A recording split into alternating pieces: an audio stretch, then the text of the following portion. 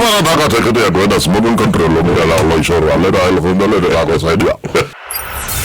you listen to the Hot Breakfast this morning?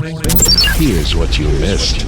You mentioned cattle rustling a moment ago. I mean, goodness, 11 people killed, including 8 police officers. Senator, what's going on? I think the first question, Jeff, to ask is this. What is cattle rustling?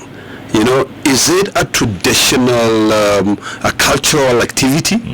You know, or is it an international organized crime network? Is it? Because when you think about it, when you look at what has been happening in the country, and that is the first question that I asked this morning, is that what exactly is cattle rustling? You know, if you look at, in fact, you buy meat in Nairobi, do you ever ask yourself where that meat comes from? Could it be that there is a group of gangsters who decided that they will be able to fuel cattle rustling so that they can be able to feed the population in Nairobi? Because if you ask yourself, what are some of the things that have been happening over time? Where do most of the meat in Nairobi come from? Where does the meat in Uganda come from? You know, there's a lot of proliferation of weapons into the country. You know, so the first thing we need to find out and ask ourselves is that, are we doing this thing traditionally the way we used to do it? The Maasais, we used to go into cattle raids. You know, but that was sort of like to balance things. Today your cows are stolen, tomorrow you go and steal other cows. But today, in this age, it is about money. It is an international criminal network who have so sophisticated, you know, logistic systems on how to move the cows around. Because if you go to the abattoir, there's nowhere you can be able to say, where did these cows come from? If I go into an abattoir right now with 20 heads of cows, they will just slaughter them. They will not ask me, Senator, where did you get this from? Or they have no way of tracing the origin of those cows. So this is way more than meet the eye.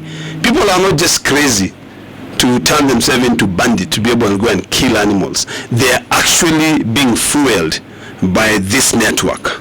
You know, they are being provided with ammunitions. They are being told we'll share the loot. Go steal as many as you can. You know, let's take them across the border. Let's take them to Uganda.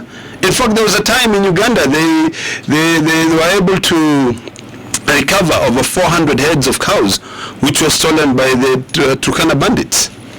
So this is an issue that requires the president to sit down with the president of Uganda, the president of this country called South Sudan, and come up with a protocol and sign the protocol on cattle rustling. The only country that has signed that is Uganda. So you ask yourself, why? Why don't people want to do that? If you look at Pokot as a community, those are fantastic guys. They care so much about you know, their community. But if you come in and you bring in money, and these are people who live in hardship, they have not gone to school. You know, the country or the central government before ignored them. So if you ignore me, then you give room for other people to be able to come in and say, they've ignored you.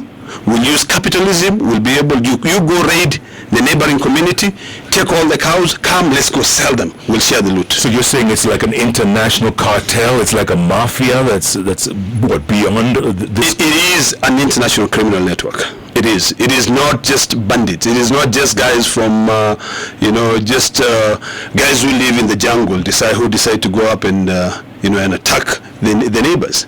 You know, I was watching something on, I think it was on either Citizen TV or something, and there was a guy from Pokot who was saying, you know, the government is the one who is messing up here. You let us deal with these Marakwets.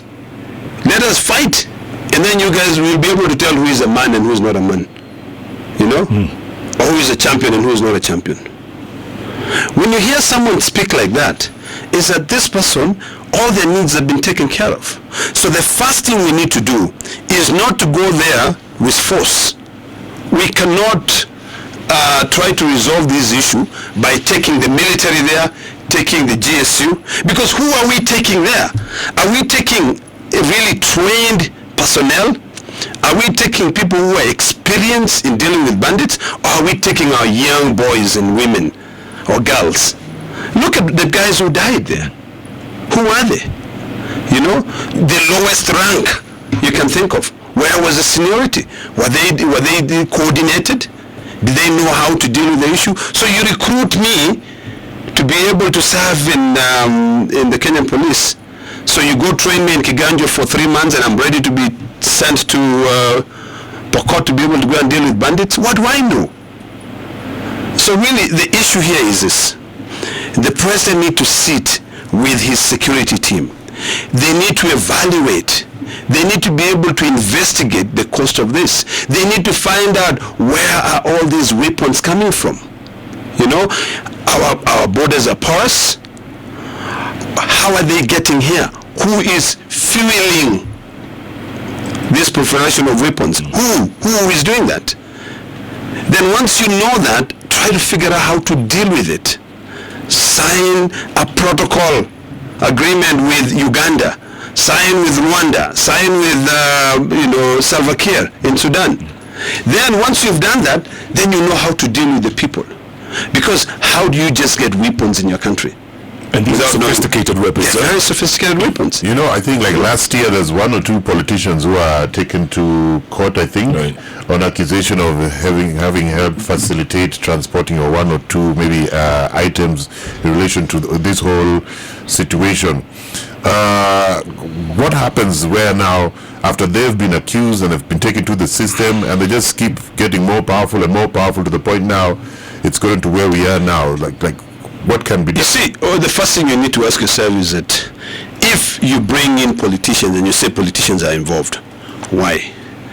Everyone who wants to become a leader is hungry for power. And how do you get that power? You get that power when you have money. So how do you get money? You look for a source of that revenue. For some of us, like me, I have cows. If I take my cows and I sell it, I can either sell the milk, or I can sell the meat by the kilo. So you remember we were in a very expensive campaign season, where we spent a lot of money. And let me tell you, I went to Pokot during the campaign period, and when I got there, when we landed at the airstrip, we were met by about maybe 500 people, and they knew the drill. After we speak to them, they queue. All they want is their 50 bob. I mean, these are facts, and I think I always get in trouble because of being honest and speaking the truth. But if we are fueling and we are giving our people money, where do you think you'll be able to refill that, sort of like that, tank of resources? Yes. You need to steal cows, you need to fuel and share the loot with a few young boys who have not gone to school. You need to find a market. So as a politician, you need money. You need to be able to replenish what you've used or what you've spent. Others have lost their elections.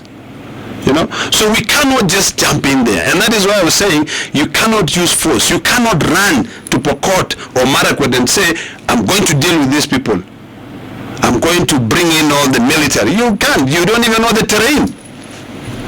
I mean, Jeff and I were working for Reuters way back during when the Americans were in Somalia. They ended up losing. They left because they didn't understand the terrain. You can't fight me up in the air. You need to come and deal with me in my neck of the woods. Then I can show you how to get around. So you say this problem is not going to go away? This problem will not go away unless we as leaders sit down, dialogue, find out the cause of the problem. We cannot use force to be able to come up with a solution. We will not be able to succeed. But now which politicians will sit down and dialogue? Because you already said I think here's the problem. Let me tell you where the issue is. The issue is that we had people who did not understand the terrain, who did not understand the culture, who did not understand cattle rustling. I think now with the government that we have pastoralists in that government who understand how we do our things. So why don't we have, sober leadership from Marakwet? Okay? Not people who come and live in Nairobi, but deal with people who live on the ground, who understand the challenges. You see, the biggest problem that we have is that we go to the youth, the electors. We go to the mamas who are in the rural areas, they vote for us. And then we forget about them, man. We come here, we buy $1 million mansions in Karen, in Runda. We live here. We only go there once a week. We don't even understand the problems they go through. And then the fifth year, we are there like for 3 months now campaigning. 6 months campaigning. And then the moment we get that, back to Karen. If we lose, then what do? We go ahead and enter into that criminal network.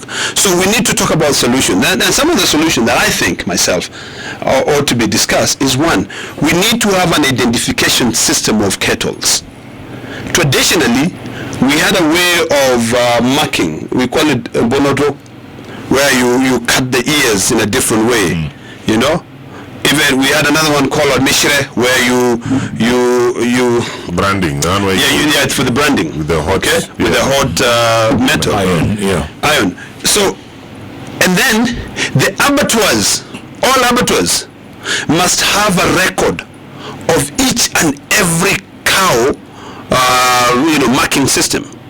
If it is from this community, we mark them. And then the Ministry of Agriculture and Livestock must now play its role. It's not about coming and sitting down in Nairobi. It is saying, how many heads of cattle do we have in Narok? Forget about even Narok. Let's go to the prone areas of cattle rustling. Let's go to Samburu. Let's go to Turkana. Let's go to Pokot. Let's go to Marakwet. Let us take time to identify all the different marking systems of all these animals. When we have the abattoirs there, we need to make sure that when the cows are brought, they are identified. Keep a record and say that with this marking system or this branding system, we slaughtered X number of cows. They can be traced. If you lose your animal, when you bring them in, let us find a way of, identifying where they came from. I don't know whether technology can help us. I don't know whether blockchain can help us. Everyone is known. If you ask me today about cows in Narok, I will tell you the families that have the most cows. Okay? I will tell you their marking or their branding system, what it looks like. Traditionally, when cows would get lost or when we steal the cows, first of all, we have a very sophisticated way of punishing anyone who partake in the or even collude with others to be able to steal your cows. If I go in and I steal one of your cows, if it's a she, I will be penalized. Let's say hypothetically the three of us now come in and we steal one of your cows. Each one of us will pay 5 cows. In Masai we call it loikop. So what am I saying? We need to put one foot in the modern culture and one foot in the traditional culture to be able to have a solution to this cattle rustling problem.